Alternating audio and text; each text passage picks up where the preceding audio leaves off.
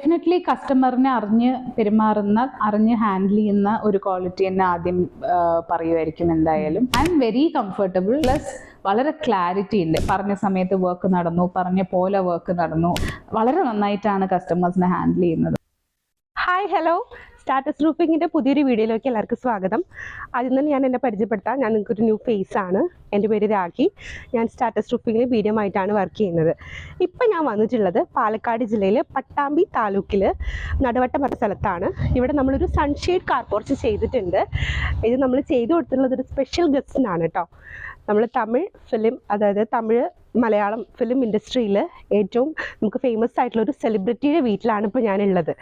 അപ്പോൾ നമുക്ക് വലിച്ചു കിട്ടേണ്ട ആളാരാണെന്ന് നമുക്ക് നേരിട്ട് പോയി കാണാം. Hi ma'am. Hi, hello. എന്തൊക്കെയുണ്ട് വിശേഷം? സുഖാണോ? നല്ല വിശേഷം, സുഖം, നന്നായിട്ടിരിക്കണോ. എന്താ വിശേഷം? സുഖം. മാം എപ്പോഴാണ് നാട്ടിലെത്തിയത്? എപ്പോഴാണ്? ഞാൻ ഇന്നലെ രാത്രി. ആണല്ലേ, ഓക്കെ. അപ്പോൾ ഞാൻ ചോദിക്കുന്നത്, മാം ഈ കാർ പോർച്ച് വരുന്നതിന് മുന്നേ, ഈ ഒരു സൺഷെയ്ഡ് കാർ പോർച്ച് വരുന്നതിന് മുന്നേ എന്തായിരുന്നു നേരിട്ടിരുന്ന പ്രധാന പ്രശ്നങ്ങൾ എന്തൊക്കെയായിരുന്നു? ആദ്യം തന്നെ വെയിലും മഴയും കൊണ്ടിട്ട് കാറ് കിടക്കുക എന്ന് പറയുന്ന ഒരു സങ്കടമുള്ള കാര്യമായിരുന്നു. അതാണ് ഒരു വലിയ പ്രശ്നം. രണ്ടാമത് എന്താ വെച്ചാല്, ഈ മുറ്റത്ത് ടൈൽസ് ഇട്ട കാരണം വെയിലൊക്കെ വന്ന് പകല് ഭയങ്കര ചൂടാണ്. ഇങ്ങനെ അതിന്ന് ആവി അടിക്കുന്ന പോലെ ഒരു തോന്നലായിരുന്നു. അപ്പം നേരെ ലിവിംഗ് റൂമിലേക്കാണ്. ചൂടായാലും ആ ലൈറ്റൊക്കെ റിഫ്ലക്ട് ചെയ്തിട്ട് ഇങ്ങനെ കുത്തണ പോലെ വരുമായിരുന്നു.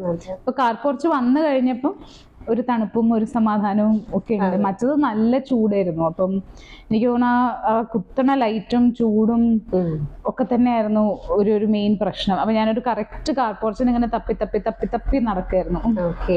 അപ്പൊ മാം എങ്ങനെയാണ് നമ്മളിലേക്ക് എത്തിയത്? ഫ്രണ്ട്സ് വഴിയാണോ, ഫാമിലി, അല്ലെങ്കിൽ സോഷ്യൽ മീഡിയ വഴിയാണോ? എങ്ങനെയാണ് എത്തിയത്? സത്യം പറഞ്ഞാല് ഞാനിങ്ങനെ കുറച്ച് സ്ഥലങ്ങളിലൊക്കെ ഇങ്ങനെ അന്വേഷിച്ച് വെച്ചിട്ടുണ്ടായിരുന്നു. പക്ഷെ എനിക്ക് ഈ ഒരു പെർട്ടിക്കുലർ സ്റ്റൈൽ തന്നെ വേണം എന്നുള്ളതുകൊണ്ട് എനിക്ക് കിട്ടുന്നുണ്ടായില്ല. അപ്പം എന്റെ ഫ്രണ്ട് ബഷീർ പട്ടാമ്പി ഉണ്ട്, ഫോട്ടോഗ്രാഫറാ. ബഷീറിന്റെ വീട്ടില് കാർ ഷെഡ് പണിതത് നന്നായിട്ടുണ്ട് എന്ന് പറഞ്ഞാൽ അങ്ങനെ അത് കണ്ട് ആ കോണ്ടാക്ട് എടുത്തിട്ടാണ് ഞാൻ വിളിക്കുന്നത്. അതെ അതെ.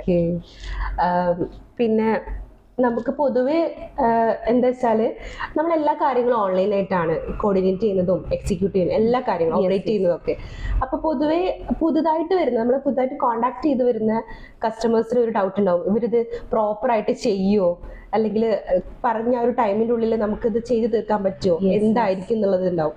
അപ്പോൾ ഞങ്ങളുടെ സർവീസ് നേരിട്ട് കണ്ട ഒരു ആളെന്ന നിലയിൽ, ഒരു കസ്റ്റമർ എന്ന നിലയിൽ മാമിന് എന്താണ് പുതുതായിട്ട് നമ്മൾ കോണ്ടാക്ട് ചെയ്യുന്ന കസ്റ്റമേഴ്സിനോട് പറയാനുള്ളത്? ഉറപ്പായിട്ടും ആ കൺസേൺ സത്യം പറഞ്ഞാൽ എനിക്കും ഉണ്ടായിരുന്നു. ദോ ബഷീറിന്റെ വീട്ടിൽ ചെയ്ത ആളുകൾ എന്നുള്ളൊരു ധൈര്യം എവിടെയോ ഉണ്ടെങ്കിലും സമയത്ത് നടക്കുമോ, സമയത്ത് വരുമോ, ചെയ്യുമോ എന്നുള്ള കൺസേൺ നല്ലപോലെ ഉണ്ടായിരുന്നു. എന്താ വെച്ചാൽ ഞാൻ വീട് റിനോവേറ്റ് ചെയ്ത സമയത്ത് അങ്ങനെ കുറെ ഇഷ്യൂസ് എനിക്ക് ഫേസ് ചെയ്തിട്ടുണ്ടായിരുന്നു. പക്ഷേ സർപ്രൈസിംഗ്ലി ഞാൻ വീട് ചെയ്തതിൽ ഏറ്റവും എനിക്ക് തോന്നുന്നു കംഫർട്ടബിൾ ആയി കോൺഫിഡൻ്റ് ആയിട്ട് എനിക്ക് പറയാൻ പറ്റുന്നത് എൻ്റെ കാർ പോർച്ചാണ്. ബാക്കി എല്ലാ സ്ഥലങ്ങളിലും കുറേ കൺഫ്യൂഷൻസും ഒക്കെ ഉണ്ടായിരുന്നു. അപ്പം ഡെഫിനറ്റ്ലി എനിക്ക് തോന്നുന്നു നിങ്ങളുടെ കമ്പനിയായിട്ട് സ്റ്റാറ്റസ് റൂഫിങ്ങുമായിട്ട് ആ കൺസേണിൻ്റെ ഒരു ആവശ്യമില്ല. വളരെ ക്ലിയർ ആയിരുന്നു. വരുന്നു, വന്ന് കാണുന്നു. ഞാൻ വന്ന് കാണുമ്പോൾ ഞാൻ ഇവിടെ ഇല്ല, ഞാൻ ദുബായിലും മറ്റായിരുന്നു. അപ്പം വീഡിയോ കോളിൽ അമ്മയും അവരും എല്ലാവരും എനിക്ക് പ്രോപ്പർ വീഡിയോസ് അയച്ചു തന്നിട്ടുണ്ടായിരുന്നു. അപ്പോൾ തന്നെ എനിക്കൊരു കോൺഫിഡൻസ് കിട്ടി. അത് കഴിഞ്ഞ് ഞാൻ ഡിസൈൻ ചോദിച്ചിട്ടുണ്ടായിരുന്നു. അപ്പോൾ എനിക്ക് 3D ഡിസൈൻ ചെയ്ത് തന്നു. അപ്പോൾ എനിക്കൊരു ഐഡിയ കിട്ടി ഇതെങ്ങനെയാണ്, എന്താണ്, ഏതാണെന്നുള്ളത്. അത് കഴിഞ്ഞ് വർക്കിൻ്റെ കാര്യമായാലും പറഞ്ഞ സമയത്ത് തീർന്നു, പറഞ്ഞ സമയത്ത് വന്നു. ആൻഡ് വർക്കേഴ്സ് ആണെങ്കിലും വളരെ കംഫർട്ടബിൾ ആയിരുന്നു. എനിക്ക് തോന്നുന്നു അവരുടെ ഒച്ച പോലും ഇവിടെ കേട്ടിട്ടില്ല ഞങ്ങളൊന്നും. അത്ര കാമായിട്ടൊക്കെ വർക്ക് ചെയ്തിട്ട് ഞാൻ വളരെ കംഫർട്ടബിൾ ആൻഡ് ഹാപ്പിയാണ്. ആൻഡ് ഞാൻ എല്ലാവരുടെ അടുത്തും വെരി കോൺഫിഡൻ്റ്ലി ഞാൻ എന്തായാലും നിങ്ങളെ റെക്കമെൻഡ് ചെയ്യുകയും ചെയ്യും. എനിക്ക് അത്ര കംഫർട്ടബിൾ ആയിരുന്നു. ആൻഡ് അമ്മ ഒറ്റയ്ക്കാണ് വീട്ടിൽ. അപ്പോൾ എനിക്ക് ഒരു ടെൻഷനും ഉണ്ടാക്കിയിട്ടില്ല. അങ്ങനെ വളരെ കംഫർട്ടബിൾ ആയിട്ട് പോയി. ഓക്കെ. ഇപ്പം മാം പറഞ്ഞല്ലോ വർക്ക് ചെയ്യുന്ന സമയത്ത് മാം ഇവിടെ ഉണ്ടായിരുന്നില്ല എന്നുള്ളത്. അപ്പോൾ കാര്യങ്ങളെല്ലാം മാമിൻ്റെ അടുത്ത് അപ് ടു ഡേറ്റ് ആയിട്ട് ഞങ്ങൾ എത്തിച്ചിട്ടുണ്ടെന്നാണ് ഞങ്ങളുടെ വിശ്വാസം. അപ്പോൾ വിദേശത്തും ഒക്കെ ഉള്ള ആൾക്കാർക്ക്, അതായത് നമ്മൾ കോണ്ടാക്ട് ചെയ്യണമെന്ന് ആഗ്രഹിക്കുന്ന ആൾക്കാർക്ക് മാമിൻ്റെ ഒരു എക്സ്പീരിയൻസ് ഒന്ന് ഷെയർ ചെയ്യാൻ പറ്റുമോ? ഞാനത് നേരത്തെ പറഞ്ഞ പോയിന്റ്സിൽ വിട്ടുപോയ ഒരു കാര്യമാണ്. ഈ പറഞ്ഞ പോലെ ഒരു വാട്സപ്പ് ഗ്രൂപ്പ് ക്രിയേറ്റ് ചെയ്തിട്ടുണ്ടായിരുന്നു. അതിൽ എനിക്ക് തോന്നുന്നു 5-6 ആളുകൾ, ആരൊക്കെയാണെന്ന് കൃത്യമായിട്ട് എനിക്കറിയില്ല. എന്തായാലും അതിൻ്റെ ഒരു ഓണറും പിന്നെ അവിടുത്തെ ഒരു ആരിഫ എന്ന് പറഞ്ഞൊരു പെൺകുട്ടിയുണ്ട്. ഇവർ രണ്ടുപേരുമാണ് ഞാൻ ഏറ്റവും കൂടുതൽ കോണ്ടാക്ട് ചെയ്തിരുന്ന ആളുകൾ, എസ്പെഷ്യലി ആരിഫ.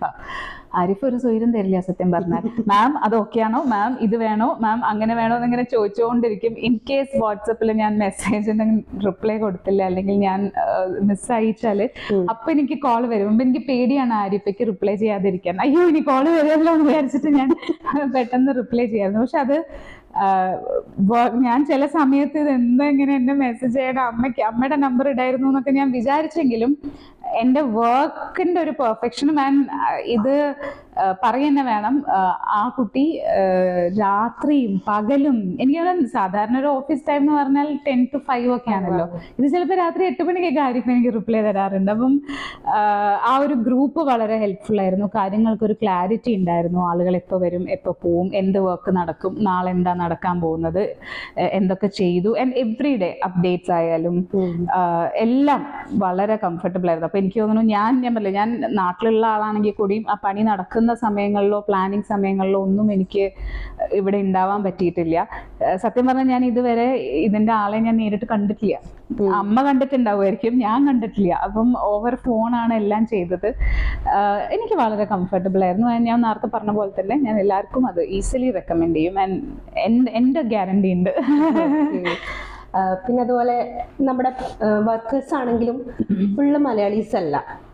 അപ്പോ അവരുടെ ഭാഗത്ത് നിന്ന് എന്തെങ്കിലും അതും എനിക്ക് തോന്നുന്നു, ഞാൻ പറഞ്ഞല്ലോ അമ്മയാണ്.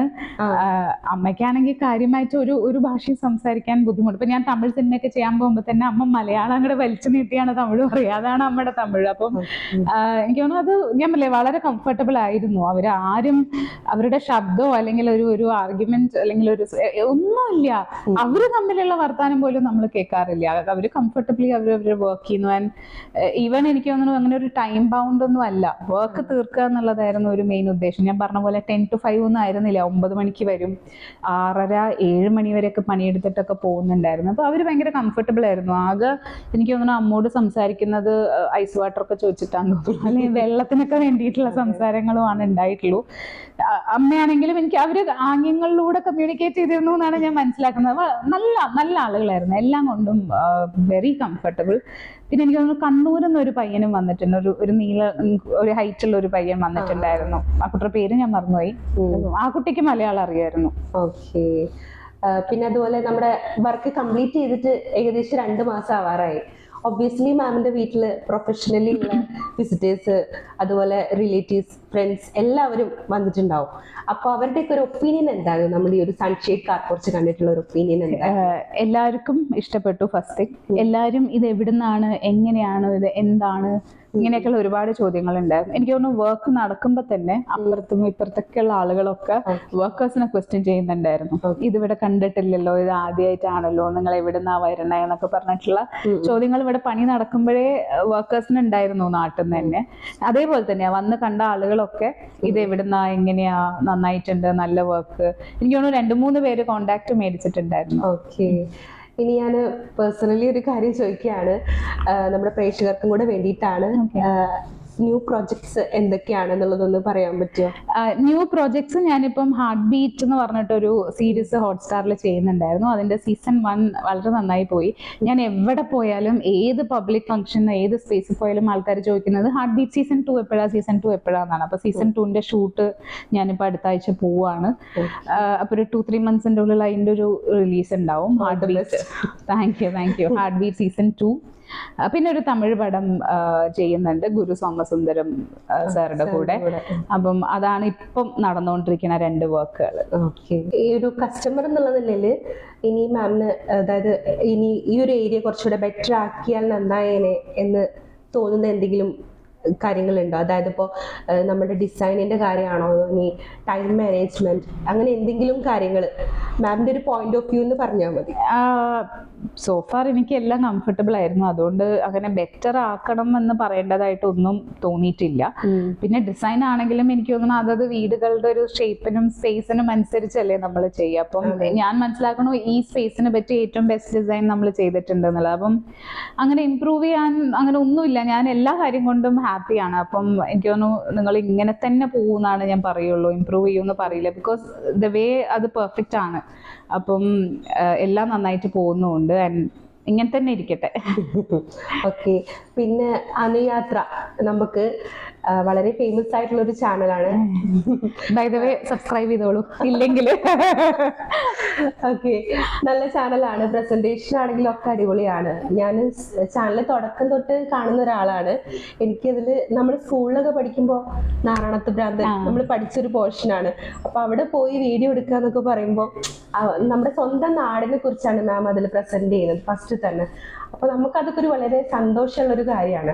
അപ്പോൾ അനുയാത്രയിലെ ലാസ്റ്റ് ഇപ്പൊ മാം ചെയ്തത് വാരണാസി പോയതായിരുന്നു. ഇനി എന്തൊക്കെയാണ് പുതിയ അനുയാത്രയിലെ വിശേഷങ്ങൾ എന്തൊക്കെയാണ്?